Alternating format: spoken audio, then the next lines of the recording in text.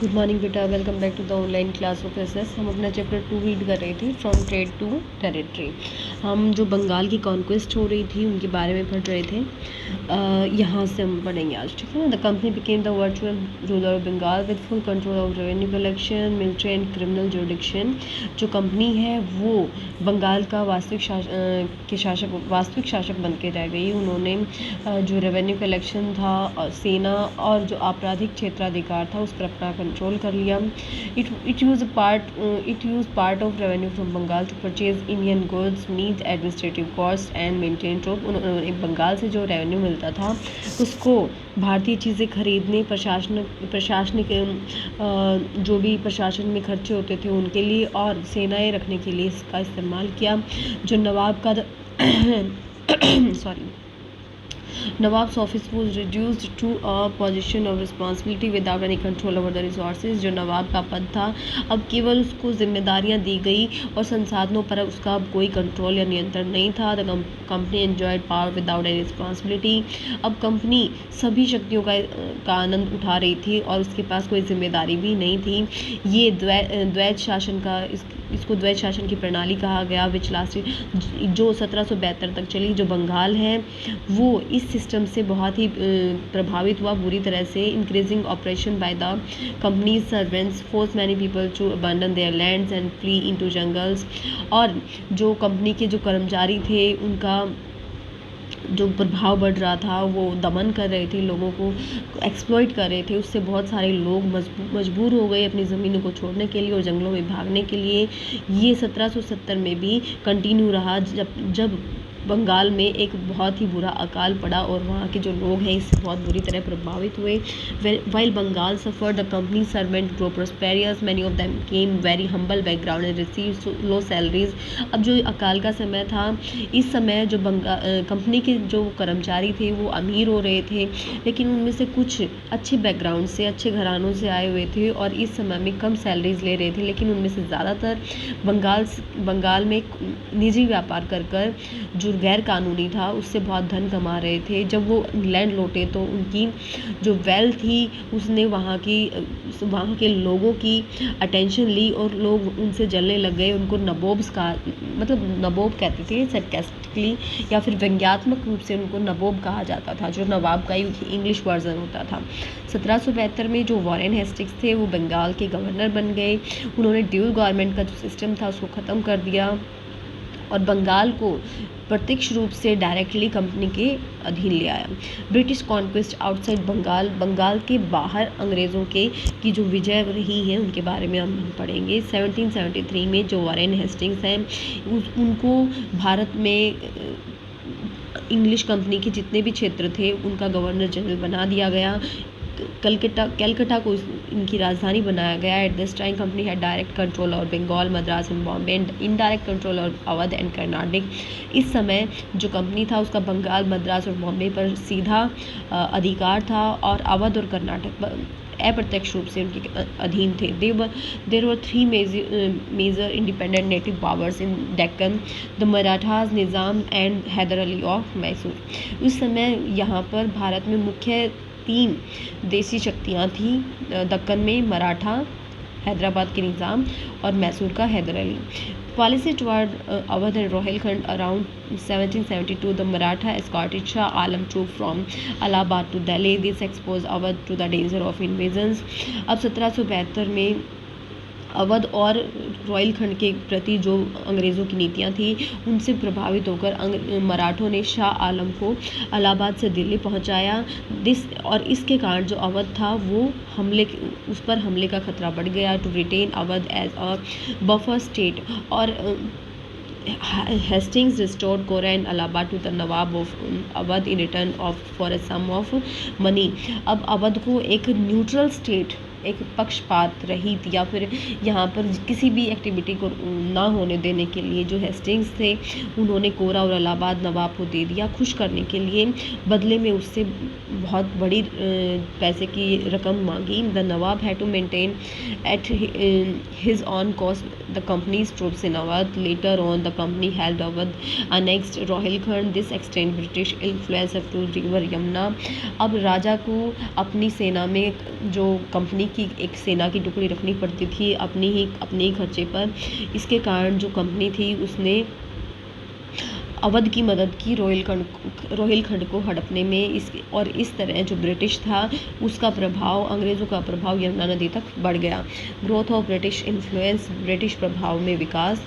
Mysore war, देखो the territorial expansion of Mysore under Hyder Ali alarmed the company and Marathas and Nizam of Hyderabad. Moreover, the company wanted control over the French port of Mahe, which was Mysore's only outlet to European trade. Between 1767 and 99, the company fought 4 wars. अब देखो जो मैसूर में हैदर अली की बढ़ती हुई शक्ति को देखकर कंपनी, मराठे और हैदराबाद के जो निज़ाम थे वो सावधान हो गए थे। हालांकि जो कंपनी थी वो किस पर कंट्रोल चाहती थी, वो केवल माहे पर कंट्रोल चाहती थी, जो जिस पर फ्रांसीसियों का अधिकार था, जो मैसूर में यूरोपीय व्यापार का इकलौता पोर्ट था। 1767 और 99 के बीच में कंपनी ने हैदर अली के साथ या फिर मैसूर के साथ 4 युद्ध लड़े, जिनको एंग्लो मैसूर वार कहा जाता है। फर्स्ट 3 मैसूर वार, पहले 3 मैसूर वार। जो हैदर अली था उसने 1767 से 69 के बीच में जो पहला मैसूर वार हुआ उसमें अंग्रेज़ों को हरा दिया। He died after a defeat during the second Mysore war. 1780 और 84 के बीच में दूसरा जो मैसूर वार हुआ उसमें वो युद्ध में मारा गया। उसका जो बेटा था टीपू सुल्तान, उसने युद्ध जारी रखा जब तक शांति संधि स्थापित नहीं हो गई। इस समय जो फ्रांस थे they was once again showing the signs of becoming trade rivals of British in India. और इस समय जो फ्रांसीसी लोग थे वो भारत में अंग्रेज़ों के व्यापार में प्रतिद्वंदी या फिर दुश्मन बन रहे थे, वो अपना प्रभाव बढ़ा रहे थे। Tipu Sultan friendly relation with France, his attempts to restrict British spies in the Malabar coast and his attacks on Travancore, the only source of pepper for British, led to third Mysore war। और जो टीपू सुल्तान था वो फ्रांसीसियों के साथ अच्छे संबंध बना रहा था। उसने साथ साथ मालाबार तट पे जो अंग्रेज़ों का मसाले का व्यापार था उस पर रोक लगा दी, और उसने ट्रेवनकोर पर भी अटैक कर दिया, और जो अंग्रेज़ों का पेपर, काली मिर्च लेने का इकलौता एक साधन था, जिसके कारण जो अंग्रेज़ गुस्सा हो गए और 1790 से 92 तक तीसरा मैसूर वार हुआ। The British, the Nizam and Marathas entered into alliance and defeated Tipu.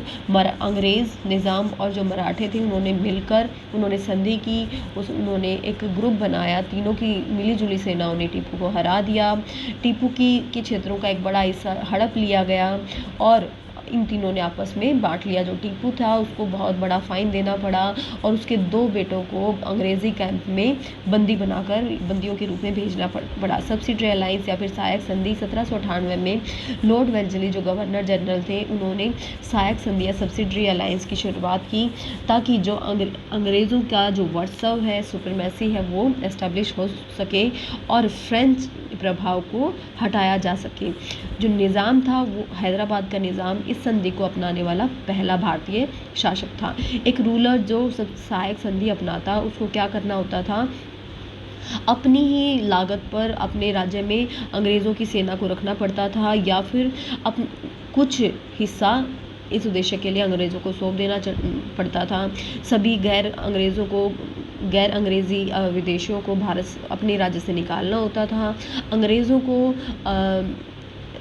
Aloe the British to supervise the relation with other Indian states, और दूसरे राज्यों के साथ जिस तरह के उसके संबंध होते थे उनका निरीक्षण करने का भी अधिकार अंग्रेज़ों को देना होता था। एक ब्रिटिश रेजिडेंट को, अधिकारी को अपने कोर्ट में रहने के लिए अलो करना पड़ता था। ये जो रेजिडेंट था वो बार बार राजा की स्वशासन में या फिर ऑटोनॉमी में या फिर उसके शासन में बार बार दखल अंदाजी करता था, और जो एडमिनिस्ट्रेशन था उसमें इस तरह बदलाव करता जो कंपनी के हितों में होते थे। जो British promise to give protection for invasion to a ruler who accepted the subsidiary alliance, जो भी राजा सब्सिडरी अलायंस को मान लेता था या फिर सहायक संधि मानता था, अपनाता था, वो उसको अंग्रेज़ बाहरी हमलों से सुरक्षा देते थे।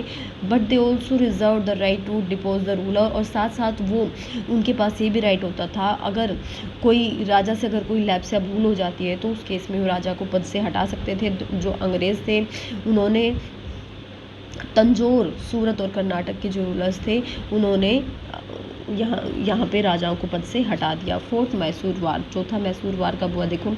जो टीपू सुल्तान था उसने सब्सिडरी अलायंस को मानने से मना कर दिया, जिसके कारण चौथा मैसूर वार हुआ। जो निज़ाम थे उन्होंने अंग्रेज़ों का साथ दिया टीपू के खिलाफ। 1799 में जो टीपू थे वो अपनी राजधानी श्रीरंगपत्तनम या फिर श्रीरंगपत्तना की सुरक्षा करते हुए युद्ध में मारे गए। जो ब्रिटिश थे उन्होंने मैसूर के बड़े हिस्से को हड़प लिया और उसका कुछ जीत का कुछ हिस्सा निज़ाम को दे दिया। जो बची हुई टेरिटरीज थी मैसूर की वो अब पूरी तरह अंग्रेज़ी कंट्रोल में आ गई थी और वो वापस से वोडियार फैमिली को दे दी गई थी, जो हैदर अली के आने से पहले शासन कर रहे थे। जो नए रूलर थे उन्होंने सब्सिडरी अलायंस को मान लिया और टीपू का जो परिवार था उसको मैसूर से निकालकर वेल्लोर भेज दिया गया। सब्जेक्शन ऑफ मराठास, मराठों का दमन। 1770 में N intense power struggle begin among the Maratha chiefs. 1770 में मराठा जो सरदार थे उनके बीच में शक्ति को लेकर आपस में ही संघर्ष चल रहा था।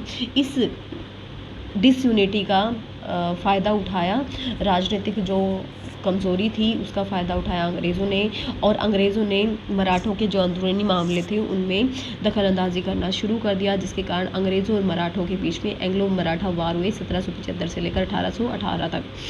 First two Anglo Maratha wars, पहले दो एंग्लो मराठा वॉर्स में जो अंग्रेज़ थे उनको कुछ ज़्यादा लाभ नहीं मिला पहले मराठा वार से, लेकिन सेकंड मराठा वार में जो 1803 से 1806 तक हुआ उन्होंने मराठा सरदारों को कमज़ोर कर दिया और अलग थलग कर दिया। ब्रिटिश पैरामाउंटेंसी बिफोर थर्ड मराठा वार, तीसरे मराठा वार से पहले अंग्रेज़ों की सर्वश्रेष्ठता या फिर सर्वोच्चता। Before the outbreak of third Maratha war the British concluded the treaty of Amritsar with Ranjit Singh the ruler of Punjab. तीसरे मराठा वार होने से पहले अंग्रेज़ों ने पंजाब के रूलर रणजीत सिंह के साथ अमृतसर की संधि की स्थापना की, जिसमें जो रणजीत सिंह है और अंग्रेज़ वो ये मानने पर राज़ी हो गए कि वेस्ट में या फिर ईस्ट में सतलुज नदी के पूर्वी किनारों तक वो रणजीत सिंह की टेरिटरीज में हस्तक्षेप नहीं करेंगे। लॉर्ड हेस्टिंग्स जो 1813 से 23 तक भारत का गवर्नर जनरल बना रहा, उसने बहुत सारे भारतीय राज्यों को सीधे अंग्रेजी नियंत्रण में ले आया या फिर सब्सिडरी अलायंस की टर्म्स पे उसने उनको अंग्रेज़ों के अधीन कर लिया। British Indian territory expanded towards Nepal, अंग्रेज़ों की जो भारतीय क्षेत्र थे वो नेपाल की तरफ बढ़ रहे थे, जहाँ पर गोरखाज शासन करते थे।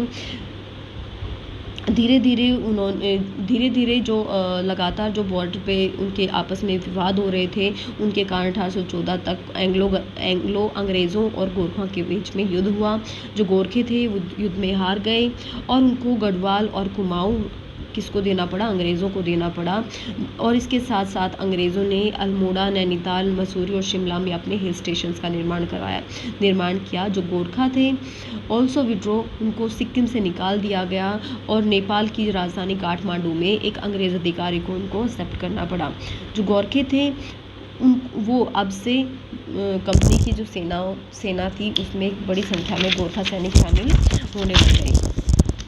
Chief of Rajputana were force to sign subsidiary treaties, अब जो राजपुताना सरदार थे उनको भी सब्सिडरी अलायंस साइन करने पर मजबूर करना पड़ा और इस तरह थर्ड मराठा वॉर होने से पहले ही जो अंग्रेज़ थे उन्होंने भारत पर अपनी जो शक्ति है वो स्थापित कर ली। थर्ड मराठा वॉर था वो 1817 से 1818 के बीच में हुआ और ये तब हुआ जब पेशवा बाजीराव ने अंग्रेज़ों के खिलाफ मराठा सरदारों को इकट्ठा करने की कोशिश की। जो बाजीराव था उसको हरा दिया गया, पद से निकाल दिया गया और कानपुर के नज़दीक बिठूर में उसको स्थित कर दिया गया, जहां पर उसको पेंशन दी जाती थी। ऑफिस ऑफ पेशवा का जो पद था वो ख़त्म कर दिया गया पूरी तरह से और सतारा का जो राज्य था वो जहाँ पर बाजीराव के क्षेत्र होते थे उनको शिवाजी के वंशजों को सौंप दिया गया। Each of Maratha chief was made to sign subsidiary alliance, और हर एक मराठा सरदार को सहायक संधि को साइन करना होता था। ठीक है बेटा, इतना ही पढ़ेंगे, कल आगे इसको कंटिन्यू करेंगे। चैप्टर को पढ़ें, डाउट्स है तो डाउट सेशन में क्लियर करें। Keep studying and have a nice day.